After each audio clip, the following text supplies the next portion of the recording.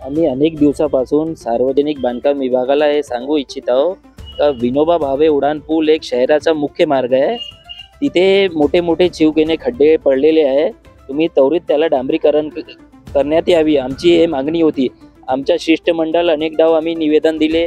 आमचे निवेदनाची त्यांनी आम्हाला तर असं वाटते का आमचे निवेदन घेतात आणि कचऱ्याच्या डब्यामध्ये टाकतात।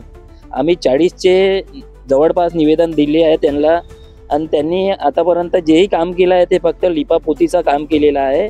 आणि आमची जी मागणी होती तर विनोबा भावे उड्डाण पुलावर पूर्ण डांबरीकरण करायला पाहिजे, आणि जेव्हापर्यंत आमची मागणी पूर्ण होणार नाही आम्ही इथून उठणार नाही।